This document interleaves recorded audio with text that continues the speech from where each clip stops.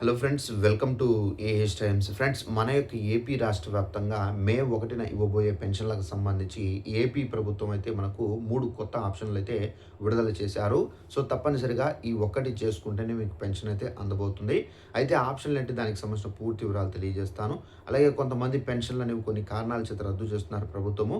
మీ యొక్క పెన్షన్ ఉందో లేదో చెక్ చేసుకోవాలంటే డిస్క్రిప్షన్లో లింక్ అనేది ప్రొవైడ్ చేశాను. ఆ లింక్ పైన మీరు క్లిక్ చేస్తే కనుక ఓపెన్ అవుతుంది వెబ్సైట్. ఓపెన్ అయిన తర్వాత మీ దగ్గర పెన్షన్ ఐడి కార్డు ఉంటుంది. ఆ ఐడి కార్డులో పెన్షన్ ఐడి నేమ్ కింద మనకు పెన్షన్ ఐడి నెంబర్ ఉంటుంది.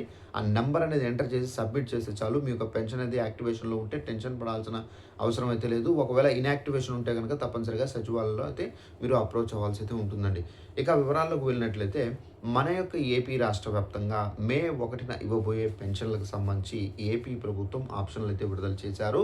అయితే ఈ ఆప్షన్లు మీకు యూజ్ అయితే తప్పనిసరిగా చేసుకోండి.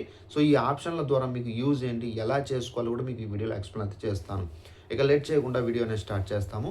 అయితే మన యొక్క ఏపీ రాష్ట్ర వ్యాప్తంగా ఏపీ ప్రభుత్వం ఏంటంటే స్పౌస్ పెన్షన్ ఆప్షన్ అయితే విడుదల చేశారు.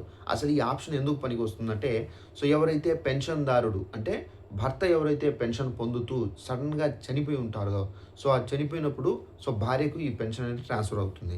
ఈ పెన్షన్ అనేది ట్రాన్స్ఫర్ కావాలంటే ఎవరైతే చనిపోయి ఉన్నారో భర్త, సో అతనికి సంబంధించినటువంటి భార్య ఎవరైతే ఉన్నారో ఆమె సో భర్తకు సంబంధించినటువంటి డెత్ సర్టిఫికేట్తో పాటుగా భర్తకు సంబంధించినటువంటి ఆధారు, రేషన్ కార్డ్ అన్నీ మీరు డైరెక్ట్గా సచివాలయాలకు వెళ్ళి మీరు ఇవ్వాల్సి అయితే ఉంటుంది. ఇచ్చిన తర్వాత సో మీ వాళ్ళు ఏంటంటే వెరిఫికేషన్ చేసి ఇది నిజమే అని చెప్పేసి పరిశీలన నిర్ధారణ అయిన తర్వాత మీకు ఆ పెన్షన్ ఏదైతే మీ భర్త తీసుకుంటున్నారో ఆ పెన్షన్ అనేది భార్యపైకి అయితే మారుతుంది.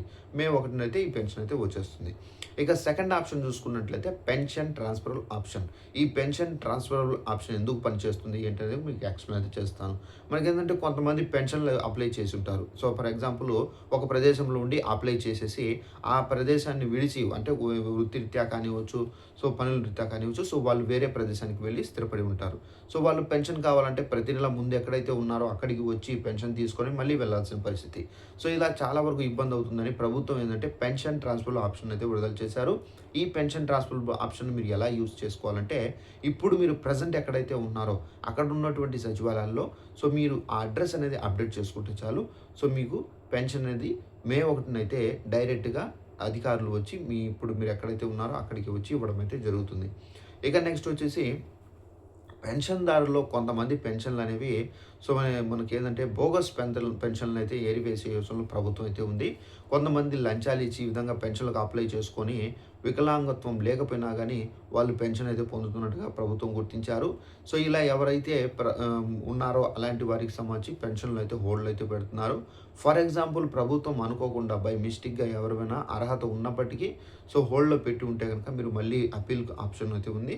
సో అప్పీల్ చేసుకోవచ్చు. అప్పీల్ చేసుకున్న తర్వాత వాళ్ళు మళ్ళీ పరిశీలించి మీరు నిజంగానే జెన్యూన్ అని చెప్పేసి సో పరిశీలన నిర్ధారణ చేస్తే కనుక మీకు పెన్షన్ అనేది ఇవ్వడం అయితే జరుగుతుందండి. సో ఇదండి ఇన్ఫర్మేషన్. ఈ వీడియో నచ్చినట్లయితే లైక్ చేసుకొని ఛానల్ ఫాలో అవుతానండి.